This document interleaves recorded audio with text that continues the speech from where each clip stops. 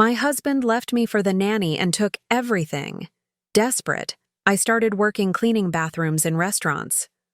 One day, on my way home from work, I found a homeless man shivering, blue from the cold and sick. I decided to cover him, giving up my own coat. That's when he grabbed my wrist and said, "They will pay for what they did." I froze. Minutes later, 5 limousines arrived. When his billionaire son stepped out, "I'm glad to have you here. Follow my story until the end and comment the city you're watching from, so I can see how far my story has reached. My name is Maxine Reynolds, and at 61 years old, I thought I knew exactly who I was. Wife to Damon for 35 years, mother figure to our nanny Vienna, keeper of our beautiful home on Elm Street. I thought I understood my place in the world until that January morning when everything I believed about my life crumbled like day-old bread. I was making coffee in our kitchen, the same ritual I'd performed for decades, when I heard Vienna's laugh drift down from upstairs. There was something different about it, something intimate that made my stomach clench. She was supposed to be cleaning the guest bathroom, but that laugh, it was coming from our bedroom. The wooden stairs creaked under my feet as I climbed them, each step feeling heavier than the last. The master bedroom door was slightly ajar, and through the gap, I saw them. Damon, my husband of 35 years, had his arms wrapped around Vienna, our 25-year-old nanny. They were kissing with the passion of new lovers, completely oblivious to my presence. My hand gripped the door frame so tightly my knuckles went white. Vienna was wearing my silk robe, the one Damon had given me for our 20th anniversary. The irony wasn't lost on me that she was literally wearing my life while stealing my husband. "Damon?" The word escaped my lips as barely a whisper, but it was enough to make them spring apart. Vienna had the decency to look embarrassed for exactly 3 seconds before her expression shifted to something that looked almost like relief. Damon, on the other hand, straightened his shoulders and looked at me with cold eyes I didn't recognize. "Maxine, we need to talk," he said, adjusting his shirt with the casual confidence of a man who'd been planning this moment. I stood there in my own bedroom doorway, feeling like an intruder. "How long?" I asked, though part of me didn't want to know the answer. 2 years, Vienna said, lifting her chin defiantly. "We didn't plan it, but we fell in love." 2 years. I thought about all the family dinners, the Christmas mornings, the times I'd defended Vienna to my sister when she said hiring such a young, attractive nanny was asking for trouble. 2 years of living a lie while they conducted their affair right under my nose. "Pack your things, Maxine," Damon said, his voice matter of fact. "My lawyer will contact you about the divorce proceedings." I felt my world tilt. Pack my things? This is my home too, Damon. I've lived here for 15 years. Actually, it's not. He pulled out a folder from the nightstand drawer, clearly prepared for this conversation.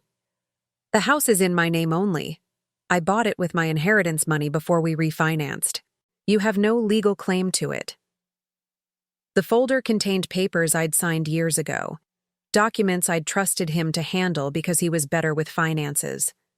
Looking at them now, I realized how naive I'd been.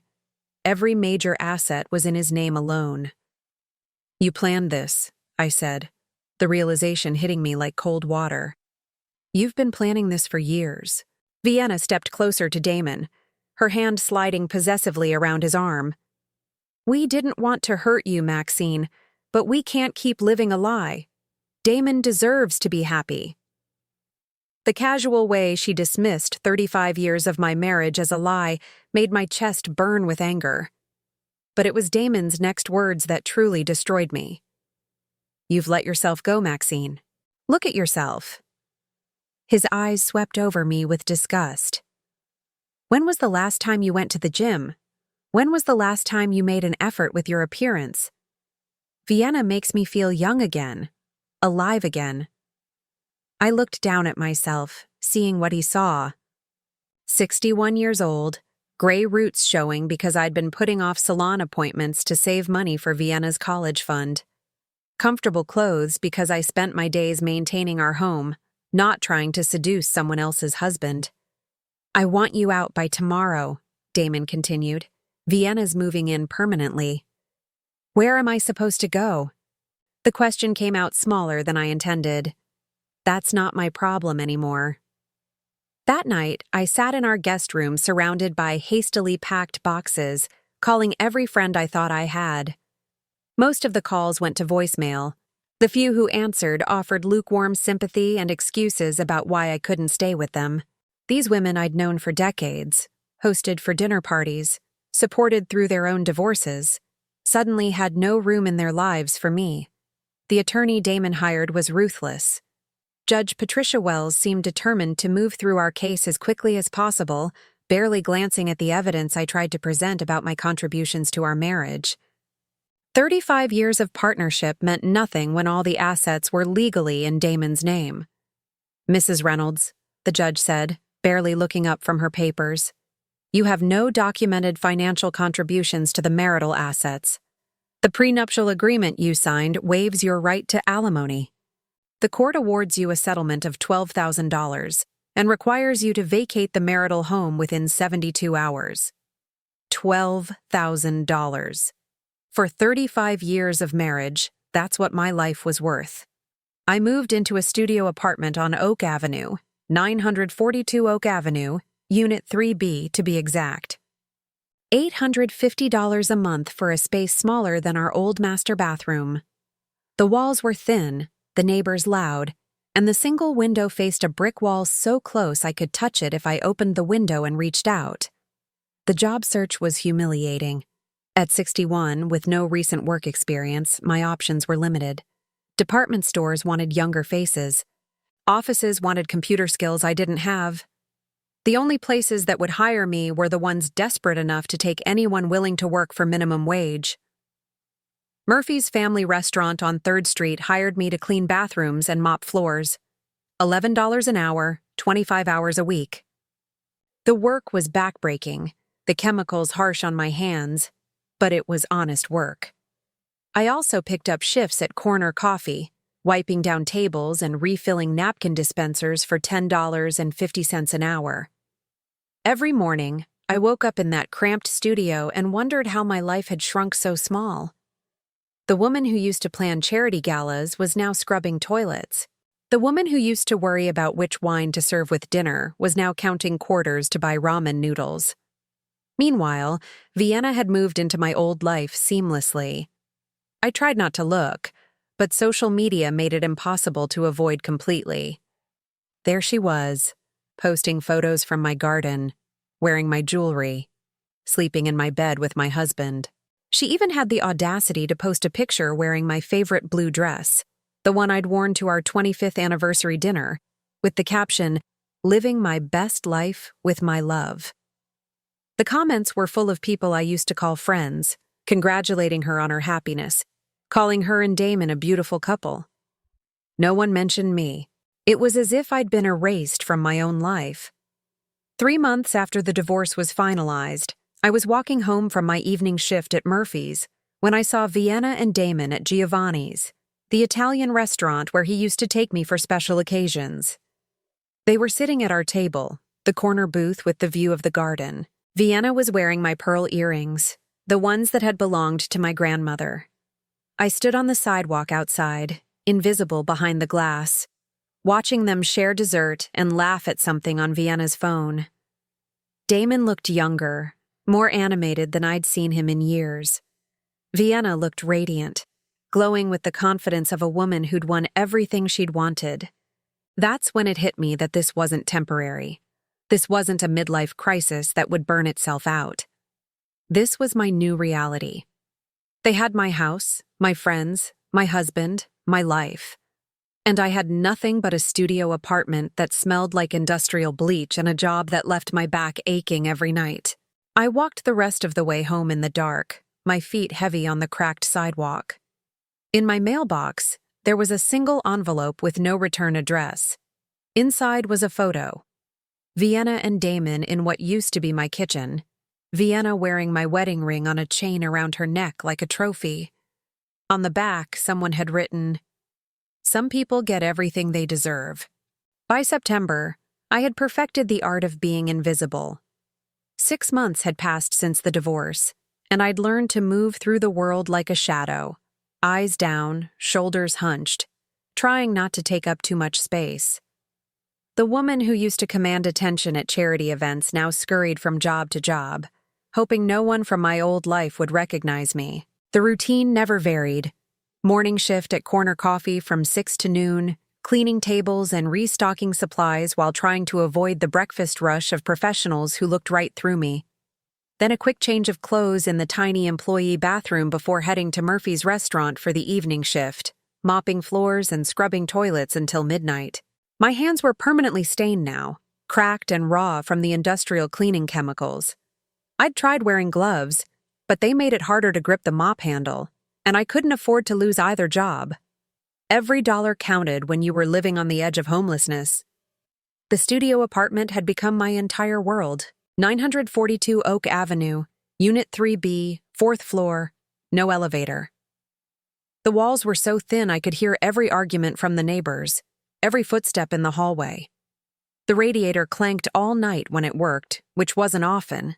When it didn't work, I slept wearing every piece of clothing I owned. I'd pawned my wedding ring in July when the electricity bill came due. $2,300 for a ring that had symbolized 35 years of marriage, sold to a bored teenager behind bulletproof glass who barely looked at it before making his offer. I took it because I needed to eat and keep the lights on. Vienna, meanwhile, was living her best life on social media. Every day brought new photos of her and Damon at expensive restaurants, weekend trips to the mountains, shopping sprees downtown. She'd had her hair done at the salon I used to frequent, gotten her nails done at my old spa, was wearing clothes I recognized from my own wardrobe. The worst part wasn't the luxury, though. It was how young and vibrant she looked beside Damon. In 35 years of marriage, I'd rarely seen him smile the way he smiled at her. It made me wonder if he'd ever truly loved me, or if I'd just been convenient until something better came along. September 3rd started like any other day. The coffee shop was busier than usual, filled with students from the nearby college grabbing caffeine before morning classes. I was wiping down tables, trying to stay out of everyone's way, when a group of young women settled into the corner booth. "Oh my God, is that her?" one of them whispered, not quite quietly enough. I kept my head down, but I could feel them staring. One of them was holding up her phone, probably showing the others something. "That's definitely her," another one said. Vienna posted a story about her yesterday. Said she felt bad for her, but that some people just can't handle getting older gracefully. My cheeks burned, but I kept wiping the same table over and over, pretending I couldn't hear them. She used to be married to Vienna's boyfriend, right? Before Vienna? Yeah, Vienna says she was really bitter about the divorce. Like, obsessed with getting revenge or something. That's why Vienna and Damon had to get a restraining order. My hand stopped moving. Restraining order? I'd never contacted either of them since the divorce. I'd gone out of my way to avoid them completely. "Vienna's so brave for speaking out about it," the first girl said. "Dealing with a crazy ex-wife can't be easy." I wanted to turn around, to tell them they were wrong, that I'd never done anything to Vienna or Damon except exist. But what was the point? They'd already decided who was the villain in this story. And it wasn't the young, beautiful woman who'd stolen someone else's husband. I finished my shift in silence and walked to Murphy's restaurant with my head full of static. Vienna was telling people I was dangerous, unstable, seeking revenge. She was rewriting history to make herself the victim and me the villain. And people were believing her because she was young and pretty, and I was just a bitter old woman who'd been cast aside. The evening shift at Murphy's was brutal. The dinner rush had been particularly messy, with food ground into the floors and toilets that I didn't want to think about too closely. My back was screaming by the time I finished, and my knees felt like they might give out at any moment. It was past midnight when I finally left the restaurant, stepping out into the September night air. It had been warm during the day, but now there was a chill that cut through my thin jacket. I'd learned to dress in layers, but none of my clothes were really adequate for the weather. I kept putting off buying a proper coat because I couldn't afford it. The walk home was 10 blocks through increasingly questionable neighborhoods. I'd learned which streets to avoid, which alleys stayed lit, where the bus stops were if I ever had enough money for fare. Tonight, I was taking my usual route when I saw him. An elderly man was sitting on the sidewalk at the corner of 5th and Main, leaning against a brick wall under a broken streetlight. His clothes were dirty and torn, and he was shivering violently in the cold. Even from a distance, I could see he was in bad shape. I should have kept walking. I had my own problems, my own struggles. The smart thing would have been to call 911 and let someone else deal with it. But something about the way he was huddled there, alone and forgotten, reminded me too much of myself. I approached slowly, not wanting to startle him. As I got closer, I could see he was older than I'd first thought, probably in his 70s. His clothes were expensive once upon a time, but now they were filthy and inadequate for the weather. His face was gaunt, his lips tinged blue from the cold. "Sir?" I said gently. "Are you okay?" He looked up at me with eyes that seemed far too alert for someone in his condition. "Cold," he whispered. "So cold." Without thinking, I shrugged out of my jacket. It wasn't much, just a thin windbreaker I'd bought at a thrift store, but it was better than nothing. I draped it around his shoulders, even though it left me standing in just a t-shirt and jeans in the 40-degree night. "There's a shelter about 6 blocks from here," I told him. "Can you walk?" He shook his head weakly. No phone, no one to call. I looked around, hoping to see someone else, anyone else who could help. But the street was empty except for distant traffic and the occasional police siren. I pulled out my phone and dialed 911, requesting an ambulance for a homeless man who needed medical attention.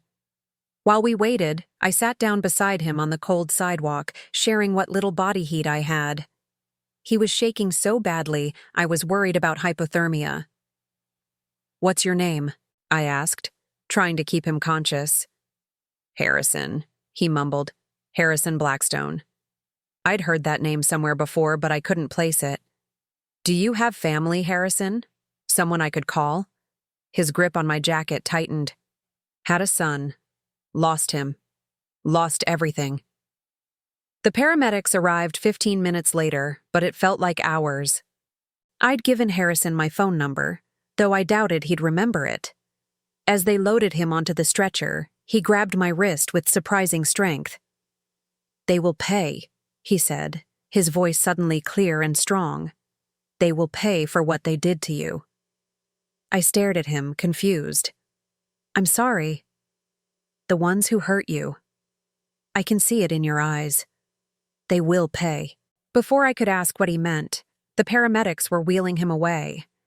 I stood on the sidewalk in my t-shirt, watching the ambulance disappear into the night, wondering what he'd seen in my face that made him say that. The walk home was miserable without my jacket. By the time I reached my building, I was shivering as badly as Harrison had been. I climbed the 4 flights of stairs to my apartment, my teeth chattering, my hands too cold to work the key properly.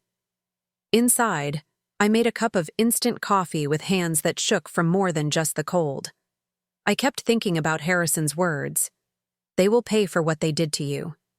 It was like he'd looked into my soul and seen all the hurt and humiliation I'd been carrying. I tried to put it out of my mind as I got ready for bed, but something about the encounter stayed with me. There had been something in Harrison's eyes, something that suggested he was more than just another homeless man on the street. The next morning, I called the hospital to check on him, but they wouldn't give me any information since I wasn't family. I left my name and number with the nurse, asking her to tell him that Maxine had called to check on him. 3 days passed without any word. I went to work, came home, repeated the cycle, but I couldn't stop thinking about that night. About the way Harrison had looked at me, the certainty in his voice when he'd made that promise about making someone pay. On Saturday morning, my day off, I was doing laundry in the building's dingy basement when I heard a commotion outside. Car doors slamming, voices calling orders, the sound of expensive engines idling. I looked out the small basement window and saw something that made my heart stop. 5 black limousines were parked outside my building, their windows tinted so dark I couldn't see inside. Men in dark suits were standing beside them, talking into earpieces like something out of a movie. And walking toward my building's entrance, moving with the confidence of someone accustomed to having doors opened for him, was a man in an expensive overcoat who looked remarkably like Harrison. But this Harrison was clean, well-dressed, and surrounded by people who clearly worked for him. This wasn't the homeless man I'd found on the street. This was someone with serious money and serious power. My phone rang, echoing in the empty laundry room. Unknown number. "Hello?" "Maxine," Harrison's voice said, clear and strong now. "We need to talk." I stared at my phone in disbelief, Harrison's voice still echoing in my ear as I watched through the basement window. The man approaching my building looked nothing like the shivering homeless person I'd helped 3 nights ago. This Harrison moved with purpose, his posture straight and commanding, flanked by what could only be bodyguards or assistants. "I don't understand," I said into the phone, my voice barely above a whisper. "How did you find me? How do you have my number? You gave it to me, remember, when the paramedics came." His voice was warm, patient. "Maxine, I know this is confusing. Could you come upstairs? I'd like to explain everything." My hands were shaking as I climbed the 4 flights to my apartment, abandoning my half-finished laundry. Each step felt surreal, like I was walking through someone else's life. 3 days ago, I'd been scrubbing toilets and giving my jacket to a homeless man. Now that same man was calling me from a fleet of limousines parked outside my building. I reached my door just as there was a soft knock. Through the peephole, I saw Harrison standing there alone, though I could hear quiet voices from the hallway behind him. He looked distinguished now, wearing a charcoal wool overcoat that probably cost more than I made in 6 months. His gray hair was neatly combed, his face clean-shaven, but his eyes were the same ones that had looked at me with such strange intensity that night. I opened the door slowly, still trying to reconcile the 2 versions of Harrison I'd encountered. "May I come in?" he asked gently. I stepped aside, suddenly embarrassed by my tiny apartment. Harrison entered and looked around without judgment, taking in the second-hand furniture, the clothes hanging from every available hook, the stack of bills on my single table. "Please sit," I said, gesturing to the only decent chair I owned. "Can I get you some coffee? It's instant, but—" "That would be lovely, thank you." As I busied myself with the coffee, Harrison settled into the chair with the careful movements of someone older than he appeared. When I handed him the mug, our fingers touched briefly, and I noticed his hands were soft now, manicured. Nothing like the rough, cold hands I'd held that night. "You're confused," he said, reading my expression. "Of course you are. Let me start at the beginning." I sat on the edge of my bed, the only other place to sit in the cramped space, and waited. "My name is Harrison Blackstone. I'm 73 years old, and until 3 days ago, I was one of the loneliest men in Dallas." He paused, sipping the instant coffee without complaint. "I built Blackstone Industries from nothing 40 years ago. Hotels, real estate, manufacturing. The company is worth approximately $2.8 billion. I nearly choked on my coffee. Billion? Yes, but money means nothing when you have no one to share it with, no one who cares whether you live or die." His voice carried a weight of sadness that seemed to age him before my eyes. "I made many mistakes over the years, Maxine. The biggest was losing my son." Harrison set down his mug and stared out my small window at the brick wall beyond. "Marcus and I had a falling out 15 years ago. He disagreed with some of my business practices, thought I was too ruthless, too focused on profit over people. He said I'd become someone he didn't recognize anymore." "What happened?" "He walked away. From the business. From his inheritance. From me. I was too proud to go after him, too stubborn to admit he might be right. Harrison's jaw tightened. I told myself I didn't need him. I had my empire, my success. But success without family is just elaborate loneliness. I thought about my own family, the friends who'd abandoned me after the divorce, the isolation that had become my constant companion. Where has he been all these years? He became a doctor, pediatric surgery, lives modestly, refuses to use the Blackstone name professionally. He won't take my calls, returns my letters unopened. Harrison looked directly at me. For 15 years, I've had investigators keeping tabs on him, making sure he's safe, but I've respected his wish for distance, until 3 nights ago. What changed? Harrison smiled, and for the first time since he'd entered my apartment, he looked genuinely happy. You did, Maxine. You changed everything. I frowned, not understanding. That night when you found me on the street, when you gave me your jacket and sat with me in the cold, when you called for help and refused to leave until the paramedics arrived, you showed me something I'd forgotten existed: compassion without expectation, kindness without agenda. Anyone would have done the same thing. No, Harrison said firmly. They wouldn't have. I know because I've been testing it for months. My coffee cup paused halfway to my lips. Testing it? Harrison stood and walked to my window, his hands clasped behind his back. After Marcus left, I became obsessed with understanding human nature. I wanted to know if genuine goodness still existed, or if everyone was just out for themselves. So I started an experiment. He turned back to me, his expression serious. Once a month for the past year, I've disguised myself as a homeless person and positioned myself in different parts of the city. Same routine each time. I'd dress in old clothes, make myself look desperate, and see how people reacted. The implications of what he was saying slowly sank in. You were testing people? Yes. And in 11 attempts, you were the first person to stop. The very first person to show genuine concern for a stranger with nothing to offer in return. I felt a strange mix of emotions. Honored that I'd passed some test I didn't know I was taking, but also unsettled by the deception. What about the other people? The ones who didn't stop? Businessmen who stepped over me without a glance.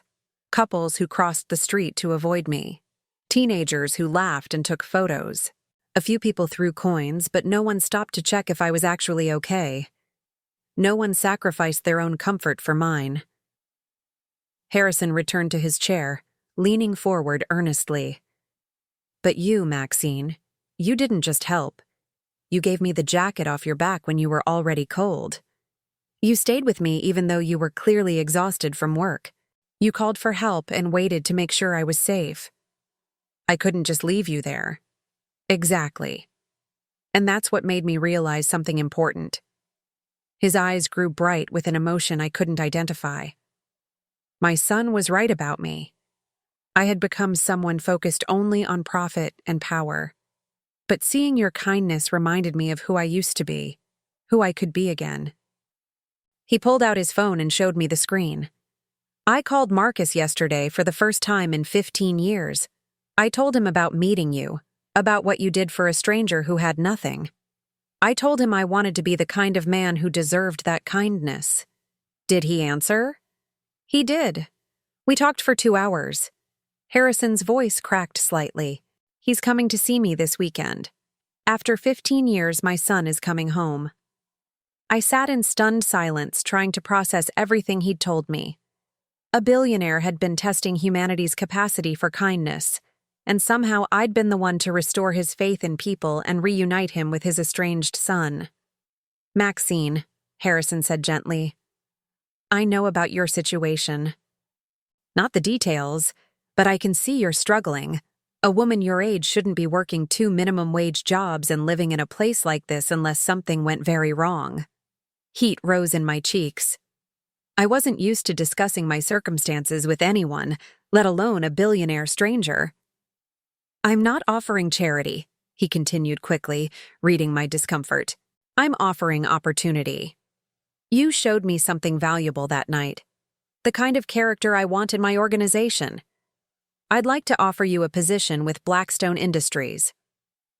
"I don't have any business experience," I said automatically. "I've been out of the workforce for 35 years. Experience can be taught, character cannot." Harrison reached into his coat pocket and pulled out a business card made of thick, cream-colored paper. "I'm looking for someone to help me evaluate people, to assess character and authenticity. Someone who understands what it means to struggle, what it means to maintain dignity in difficult circumstances." I took the card, running my thumb over the embossed lettering. "I don't understand what you're asking me to do." "Business is fundamentally about people, Maxine. I make decisions about partnerships, investments, hiring, based on my assessment of character. But I've been insulated by wealth and power for so long that I've lost touch with genuine human nature. I need someone who can see what I can't see anymore." He stood, preparing to leave. "The position comes with a salary of $5,000 per month to start, health benefits, and an office at our downtown headquarters. You'd be working directly with me, helping assess potential business partners and key hires. $5,000 per month, more than I currently made in 3 months of backbreaking work. Why me?" I asked, my voice barely above a whisper. "You don't know anything about me." Harrison paused at the door, turning back with a smile that transformed his entire face. "I know everything I need to know. You're someone who gives away your coat when you're already cold, who sits on a sidewalk with a stranger in the middle of the night, who sees suffering and responds with action instead of indifference." He gestured around my apartment. "And I know that despite losing everything, you're still fighting. You're working 2 jobs, paying your bills, maintaining your dignity. That tells me you have the strength to rebuild, and the character to rebuild honorably." "I need time to think about this." "Of course. Take all the time you need." He handed me another card, this one with a phone number written on the back. "This is my personal number. Call me when you're ready to talk." After he left, I sat in my tiny apartment holding his business cards, trying to convince myself this had really happened. Outside my window, I could hear the limousines starting up, expensive engines purring as they pulled away from my building.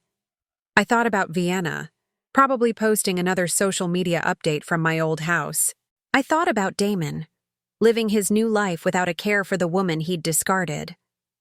I thought about the friends who'd abandoned me, the judge who'd dismissed 35 years of marriage as worthless, the people who looked through me like I didn't exist. For months, I'd felt powerless, invisible, forgotten. But sitting there with Harrison's offer in my hands, I felt something I hadn't experienced since January. I felt like maybe, just maybe, this wasn't the end of my story. It was the beginning of something entirely different. I spent 3 sleepless nights staring at Harrison's business card, turning it over in my hands until the edges were soft from wear.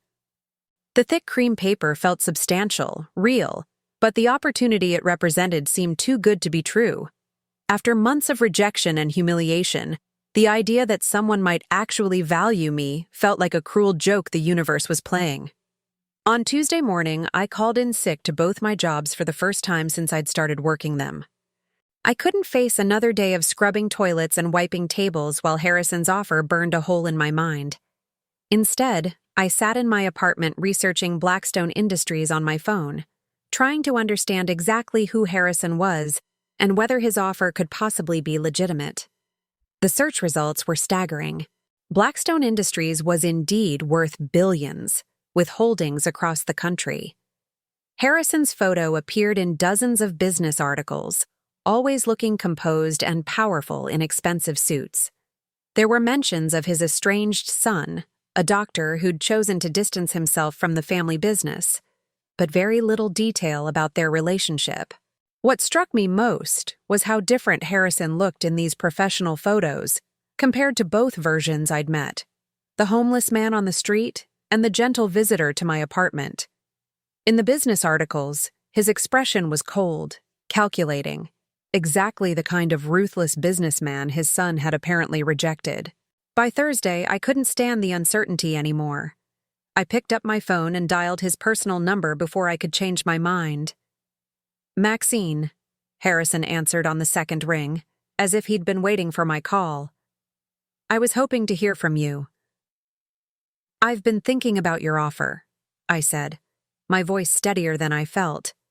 "I'm interested, but I have questions." "Of course you do. Would you like to meet for coffee? Somewhere more comfortable than your apartment?" We arranged to meet at a small cafe downtown, away from my neighborhood and away from his business district. I chose my best outfit, which wasn't saying much. A navy blue dress I'd bought at a consignment shop and the only pair of shoes I owned that weren't designed for standing on restaurant floors for hours. Harrison was already there when I arrived, sitting in a corner booth with 2 cups of coffee waiting. He looked more casual than during his apartment visit, wearing a simple gray sweater and dark pants, but still unmistakably expensive. When he saw me, he stood and smiled warmly. "Thank you for coming," he said, gesturing for me to sit. "I took the liberty of ordering you a latte. I hope that's all right." "It's perfect." I slid into the booth across from him, wrapping my hands around the warm cup. It had been months since I'd had a real latte instead of instant coffee. "Harrison, I need to understand what you're really asking me to do. This position you've described, evaluating character, it sounds too vague to be a real job." Harrison nodded approvingly. "Smart question. Let me be more specific." He pulled out a tablet and showed me a series of photographs. "These are potential business partners I'm currently considering. A hotel developer in Austin, a manufacturing company owner in Houston, a restaurant chain looking for investment capital." I studied the faces, ordinary-looking business people in professional headshots. "What I need," Harrison continued, "is someone to meet with these people, spend time with them, and give me honest assessments of their character. Are they trustworthy? Do they treat employees fairly? Are they the kind of people I want to be in business with long-term?" "You want me to spy on them?" "Not spy, no. I want you to be yourself, a potential consultant perhaps, or someone considering their services. Have conversations, observe how they interact with staff, with family, with people they think can't help them." Harrison leaned forward. "I've learned that people reveal their true nature when they think no one important is watching." I thought about this, understanding the logic but feeling uncomfortable with the deception. Why not just do background checks? Hire private investigators? I do that too, but financial records and legal histories don't tell you if someone treats waiters rudely or lies to their spouse. They don't tell you if someone is kind to people who can't benefit them. His expression grew serious. "I've made too many bad partnerships over the years because I focused on profit margins instead of personal character." "And you think I can assess character better than you can?" "I know you can. You proved it the night you helped me." Harrison sat back, studying my face. "Maxine, wealth and power create barriers. When people know who I am, they perform for me. They show me what they think I want to see. But you've lived in the real world. You've experienced both privilege and poverty. You can see through pretense in a way I no longer can." The waitress refilled our coffee cups, and I noticed how Harrison thanked her genuinely, asking about her day. It was a small thing, but it reinforced his point about character being revealed in small interactions. "What about my background?" I asked. "I don't have a college degree. I've been a housewife for 35 years. That's not a weakness, it's an asset. You've managed a household, dealt with contractors, navigated social situations, raised children. Those are all transferable skills." Harrison's voice grew gentler. "More importantly, you've recently experienced what it's like to be dismissed, overlooked, treated as if you don't matter. That perspective is invaluable." I winced at the accuracy of his description. "I'm sorry," he said quickly.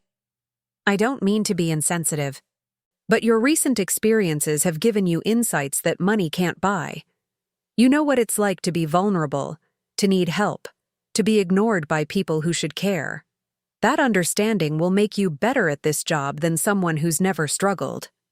We talked for another hour about practical details.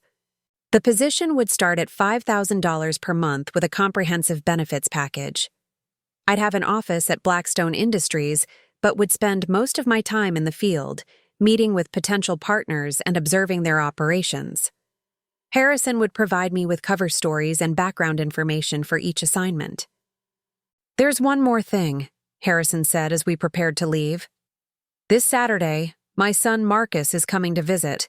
It'll be the first time I've seen him in 15 years, and it's happening because of what you did for me that night. I'd like you to meet him." "I don't think that's appropriate," I said quickly. "That's a private family moment." "Actually, I think your presence might help. Marcus left because he thought I'd lost touch with basic human decency. Meeting you, hearing about how your kindness inspired me to change, might help him understand that I'm serious about being a better person." The request made me uncomfortable, but there was something vulnerable in Harrison's expression that made it hard to refuse. Where would this meeting take place? My home, Saturday afternoon. Nothing formal, just coffee and conversation. He handed me an address written on yet another business card. "If you decide to take the position, consider it your first assignment, helping me reconnect with the most important person in my life." That evening, I sat in my apartment weighing the decision. $5,000 per month would transform my life completely. I could move to a decent apartment, buy proper clothes, stop scrubbing toilets for a living. I could rebuild some version of the dignity I'd lost. But the job itself felt strange, almost too good to be true. Harrison wanted to pay me excellent money to have conversations with people and report back on their character. It sounded like something from a movie, not a real career opportunity. I thought about my alternatives. I could keep working 2 minimum wage jobs, living in this cramped studio, hoping nothing unexpected happened to destroy the fragile stability I'd managed to create. In 5 years, I'd be 66 with aching joints and no savings, still cleaning other people's messes. Or I could take a chance on Harrison's offer, even if I didn't fully understand it yet. On Friday morning, I called Harrison's personal number. "I'll take the position," I said without preamble when he answered. "Excellent. Can you start Monday?" "Yes." "And Harrison?" "I'll come to your house on Saturday to meet Marcus." "Thank you, Maxine. I think you're going to change my life in ways I can't even imagine yet." After hanging up, I looked around my tiny apartment with different eyes. This might be one of the last nights I'd spend here. One of the last nights I'd fall asleep to the sound of my neighbors arguing through thin walls. Whatever happened next, I was stepping into something entirely new. I thought about Damon and Vienna, probably planning their evening in my old house, completely unaware that the woman they'd discarded was about to begin a new chapter of her life. They'd written me off as a pathetic failure, someone to be forgotten and ignored. They had no idea that in less than 72 hours, I'd be working for one of the most powerful men in Texas, with the resources to do whatever I decided was necessary. For the first time in months, I fell asleep with a smile on my face. Saturday afternoon arrived gray and drizzly, matching my nervous mood as I drove through the affluent Highland Park neighborhood toward Harrison's address. The houses here were massive, each one sitting on perfectly manicured lots that probably cost more than most people made in a lifetime. I felt like an imposter in my best dress, the same navy blue one I'd worn to our coffee meeting, driving my 10-year-old Honda through streets lined with luxury cars. Harrison's house was a stunning Tudor-style mansion with ivy-covered walls and leaded glass windows. As I pulled into the circular driveway, I noticed a modest sedan parked beside Harrison's Mercedes, presumably Marcus's car. The contrast between the vehicles seemed symbolic of the gulf that had existed between father and son. Harrison answered the door himself, looking more relaxed than I'd ever seen him. Gone was the businessman's composure, replaced by something that looked almost like nervousness. "Maxine, thank you for coming. Marcus is in the library. He's eager to meet you." I followed him through a house that belonged in an architectural magazine, all dark wood paneling and expensive artwork. The library was a gorgeous room with floor-to-ceiling bookcases and a fireplace crackling warmly. Standing near the windows was a man who looked remarkably like a younger version of Harrison, though his clothes were much simpler and his demeanor more reserved. "Marcus, this is Maxine Reynolds," Harrison said, his voice carrying a pride that surprised me. "Maxine, my son Marcus." Marcus stepped forward with a warm smile that immediately put me at ease. "Ms. Reynolds, Dad's told me so much about you, what you did for him. I can't thank you enough." We settled into comfortable leather chairs around the fireplace, and I found myself genuinely enjoying the conversation. Marcus was a pediatric surgeon, as Harrison had mentioned, but more importantly, he was kind and thoughtful in a way that suggested he'd inherited his father's intelligence without the ruthless edge. "I have to admit," Marcus said, leaning forward earnestly, "when Dad called me and told me about meeting you, I thought it was another one of his manipulations. He's tried so many ways over the years to get me to come back." Harrison's face tightened slightly at this, but he didn't deny it. "But then he told me the whole story, about disguising himself as homeless, about testing people's character, about how your kindness made him realize what he'd become." Marcus looked between his father and me. That's not the kind of story he would have made up 5 years ago. It requires a level of self-awareness he didn't used to possess. We talked for over an hour, and I watched Harrison with his son, seeing a gentleness I hadn't known existed. This wasn't the cold businessman from the articles, or even the grateful man who'd offered me a job. This was a father trying desperately to rebuild a relationship he'd destroyed through years of putting business above family. "I should go," I said eventually, sensing they needed time alone to continue their reconciliation. "Actually," Harrison said, "before you leave, there's something I wanted to discuss with both of you. It relates to your new position, Maxine." He walked to his desk and pulled out a thick folder. "This morning, I received some interesting information from my research team. It concerns your ex-husband." My stomach clenched. "Damon? Why would you research him?" "Because I research everyone connected to my employees for security purposes, but what I found is concerning." Harrison opened the folder and spread out several documents. "Damon Reynolds currently works as regional manager for Westfield Hospitality Group. They're one of the companies I'm considering for a major partnership." I stared at the papers, seeing Damon's professional headshot attached to what looked like a business proposal. "I don't understand." "Westfield wants to partner with Blackstone Industries on a new chain of luxury hotels. It's a $2.7 million deal that would essentially make or break their company. The partnership depends entirely on my assessment of their leadership team's character and competence." Marcus was watching this exchange with growing interest. "And Damon is part of their leadership team?" "Regional manager with expansion oversight," Harrison confirmed, "which means his performance and character evaluation would be crucial to my decision about the partnership." The implications slowly dawned on me. "You want me to evaluate Damon?" "I want you to do your job," Harrison said carefully. "I want you to assess whether Westfield Hospitality, including its regional manager, represents the kind of ethical partnership Blackstone Industries should pursue." I felt a strange mix of emotions, excitement, nervousness, and something that might have been vindication. After months of feeling powerless, I was being handed the ability to impact Damon's professional future. But the responsibility felt enormous.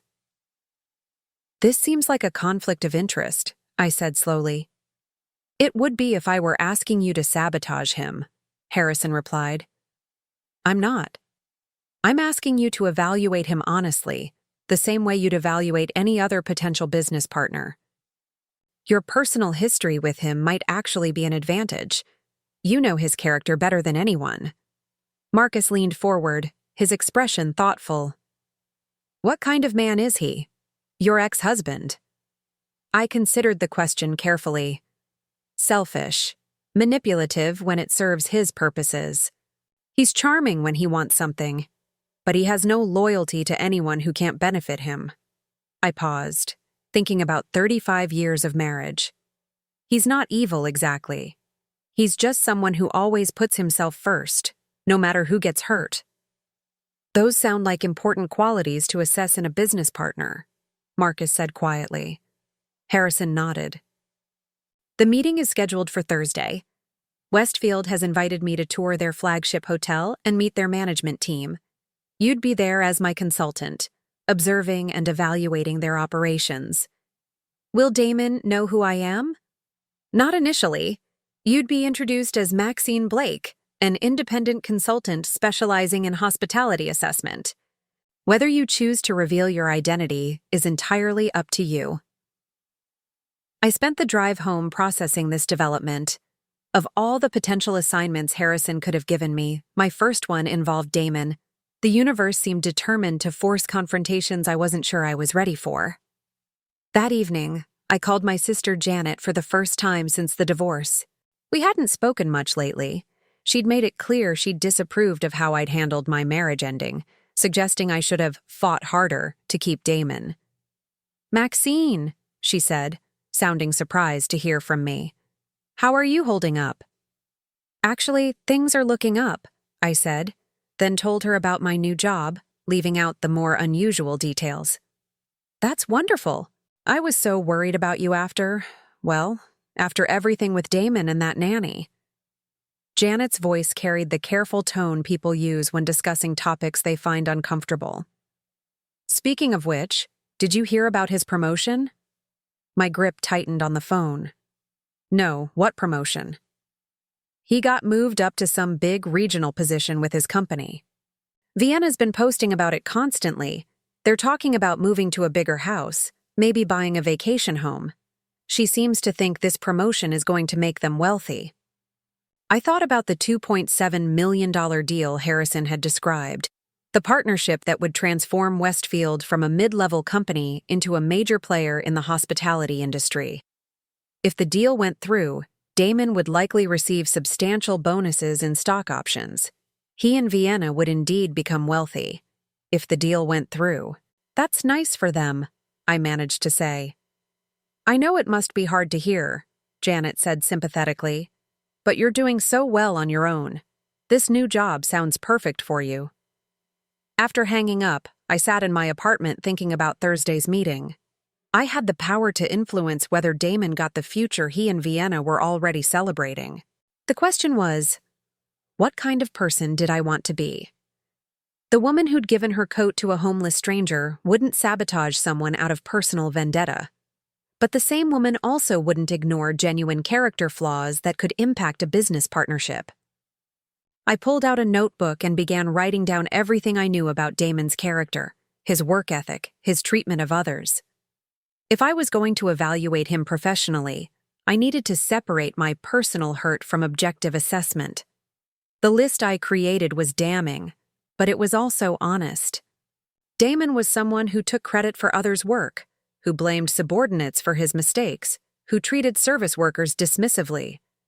These weren't just personal grievances, they were legitimate business concerns. By Thursday morning, I felt prepared. I dressed in the new suit Harrison had provided, part of my professional wardrobe budget, and met him at Blackstone Industries headquarters. The building itself was intimidating, a gleaming tower of glass and steel that announced its owner's success to the entire city. "Remember," Harrison said as we rode the elevator to the parking garage, "you're Maxine Blake, consultant. Your job is to observe and evaluate. Be yourself, but be professional." The Westfield flagship hotel was impressive, a luxury property downtown that catered to business travelers and wealthy tourists. The lobby was elegant without being ostentatious, and the staff seemed well-trained and attentive. From a purely business perspective, it looked like the kind of operation Blackstone might want to partner with. The management team was waiting in a conference room on the executive floor. I recognized several faces from the research Harrison had provided, but my attention focused immediately on the man sitting at the head of the table. Damon looked good. Better than he had during our marriage, actually. His hair was styled differently. He'd lost some weight, and his suit was more expensive than anything he'd owned when we were together. Success, or the prospect of it, suited him. "Harrison, welcome to Westfield," said the CEO, a polished man in his 50s named Richard Westfield. "Let me introduce our leadership team." He went around the table, introducing various vice presidents and managers, until he reached Damon. "And this is Damon Reynolds, our regional manager for expansion. Damon's been instrumental in identifying potential markets for our growth strategy." Damon stood and shook Harrison's hand confidently. "Mr. Blackstone, it's an honor to meet you. I've followed your company's success for years." "Thank you," Harrison replied smoothly. "This is Maxine Blake, my consultant. She specializes in operational assessment." Damon turned to me with the same charming smile he'd once used on me, his hand extended. For a moment, I thought he might recognize me. After all, we'd been married for 35 years. But his expression remained politely professional. To him, I was just another business consultant, invisible and unremarkable. "Ms. Blake," he said, shaking my hand briefly, "I look forward to hearing your assessment of our operations." I smiled back, my voice steady. "I'm sure it will be very thorough, Mr. Reynolds." The hotel tour took 3 hours, and I spent every minute observing Damon with the careful attention Harrison had trained me to use. What I saw was exactly what I'd expected, but somehow worse when viewed through professional eyes rather than the lens of a hurt wife. Damon was charming with the executives, deferential to Harrison, but dismissive with lower-level staff. When a housekeeper accidentally bumped into him in the hallway, he snapped at her in Spanish, clearly assuming none of us would understand. When a waiter was slow to refill his coffee during lunch, Damon made a cutting comment about the quality of help these days. Most telling was his presentation about expansion opportunities. He took full credit for market research that I recognized from his late-night phone calls during our marriage. Calls where he'd picked the brains of junior associates, then presented their ideas as his own innovations. "The Nashville market shows tremendous potential," Damon said, clicking through slides that showed demographic data and competitive analysis. "I've identified 17 prime locations for development." Harrison nodded thoughtfully. "Impressive work. How long did this research take?" "About 6 months of intensive analysis," Damon replied smoothly. I knew it had taken him 2 weeks, mostly consisting of phone calls to a young analyst named Kevin who'd done all the actual work. Kevin had called the house several times, excited to discuss his findings with Damon, not realizing his boss was simply mining his insights. After the presentation, Harrison and I excused ourselves for a private consultation in an empty conference room. "Well?" Harrison asked simply. I took a deep breath. He's exactly what I expected. Charming, presentable, completely self-serving. He treats staff poorly, takes credit for others' work, and lies when it's convenient. Specific examples? I told him about the market research, the dismissive treatment of employees, the small cruelties I'd witnessed throughout the day. Harrison listened without comment, taking notes in his precise handwriting. "The question," I continued, "is whether those character flaws would impact the business partnership. And honestly, I think they would. He's the type to cut corners when no one's watching, to blame others when things go wrong, to prioritize short-term gains over long-term relationships." Harrison studied his notes. "Those are serious concerns for a partnership of this magnitude." "There's something else," I said quietly. "Something personal." "Yes?" "He didn't recognize me. Not once during the entire day. I was married to him for 35 years, and he looked right through me like I was nobody." I felt a strange mix of hurt and liberation saying it out loud. "I don't think it's because I look so different. I think it's because he never really saw me in the first place." Harrison was quiet for a long moment. "How does that affect your professional assessment?" "It confirms it. He's someone who only pays attention to people who can benefit him. Everyone else is invisible."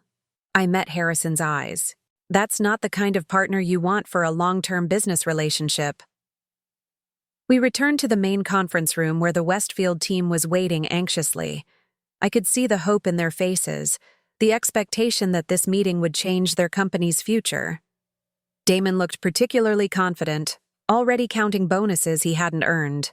"Thank you for the comprehensive tour," Harrison said formally. "I'll need some time to review everything with my team before making a final decision. You should hear from us within the week." Richard Westfield's face fell slightly. "Of course.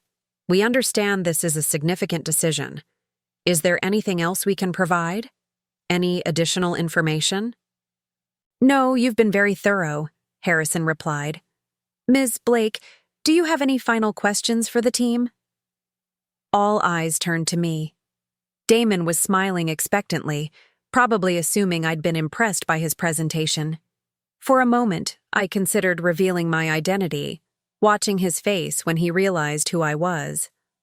But that would have been petty and ultimately pointless. "No questions," I said simply. "I have all the information I need." The drive back to Blackstone Industries was quiet. Harrison seemed lost in thought, and I was processing the strange experience of evaluating my ex-husband's character for business purposes. "When will you make your decision?" I asked as we pulled into the parking garage. "I already have," Harrison said. "The partnership is off the table. Westfield lacks the leadership integrity we require for long-term collaboration." I felt a complex mix of satisfaction and guilt. Because of my assessment? Because of the facts you presented. Character matters in business, Maxine. I've learned that the hard way over the years. Harrison turned off the engine and looked at me seriously. "You did exactly what I hired you to do. You evaluated potential partners objectively and identified serious concerns. That's not revenge. That's good business." 2 days later, Richard Westfield called Harrison to inquire about the partnership status. Harrison's response was professional and final. "After careful consideration, Blackstone Industries has decided to pursue other opportunities. Thank you for your time." I heard about the aftermath through Janet, who called me with news she clearly expected me to find devastating. "You'll never believe what happened to Damon," she said breathlessly. "The big promotion fell through. Some deal with a huge company got canceled, and now Westfield is laying people off. Damon's position was eliminated entirely." "That's unfortunate," I said, surprised by how little satisfaction I felt. Vienna is beside herself. She'd already put a deposit down on a bigger house, bought a new car. Now Damon's scrambling to find another job, and companies aren't exactly lining up to hire middle-aged managers these days. I thought about Damon's dismissive treatment of the hotel staff, his willingness to take credit for others' work, his complete failure to recognize the woman he'd been married to for decades. The job loss wasn't my revenge. It was the natural consequence of his character. "These things happen," I said neutrally. "I thought you'd be more, I don't know, happy about it?" Janet sounded confused. "After what he did to you?" "I'm too busy building my own life to worry about his problems." And that was true. Over the following weeks, I threw myself into my new role at Blackstone Industries. Harrison gave me increasingly complex assignments, evaluating potential partners across various industries. I discovered I had a natural talent for reading people, for seeing past professional facades to the character beneath.